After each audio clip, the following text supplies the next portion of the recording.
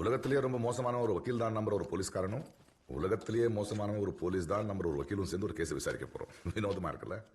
Anyway, உங்களோட பேசணும்னு இருந்தேன். Good you came. You are against police torture, right? Even we don't like it. Police கொடுக்குற treatment கொடுத்தாதான் திருடன் தப்ப ஒத்துக்கிறான். என்ன பண்ண சொல்றீங்க? குற்றத்தை தடுக்கணும்னா எல்லா நேரமும் சட்டப்படியா நடந்துக்க முடியாது சந்திரம். I'll tell you a personal example. ஒரு ஸ்கூலுக்கு போற பொண்ணு எனக்கு ஒரு லெட்டர் எழுதினா. ஒரு லோக்கல் ரவுடி தினமும் அவளை மொலஸ்ட் பண்றான். வீட்டுல சொன்னா ஸ்கூலுக்கு அடப்பாம படிப்பு நின்று போயிடும் பயம் அந்த குழந்தைக்கு. விஷயம் வெளியே தெரியக்கூடாது. ஒரு கம்ப்ளைண்ட் இல்ல, ஒரு எஃப்ஐஆர் இல்ல. சட்டப்படி நான் என்ன ஆக்ஷன் எடுக்கணும்? மனசாட்சிப்படி ஒரு ஆக்ஷன் எடுத்தேன். அந்த ரவுடியோட 10 விரலையும் சல்லியா நொறுக்கிட்டேன். அவன் சாகர வரைக்கும் அவன் பொண்டாட்டி மார்பை கூட தொட முடியாது. I know I was wrong according to the law.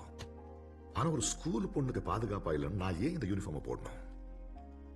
ஜனநாயகத்தை நிலைநிறுத்தணும்னா சில நேரங்களில் சர்வாதிகாரத்தை கையில எடுத்துதான் ஆகணும்.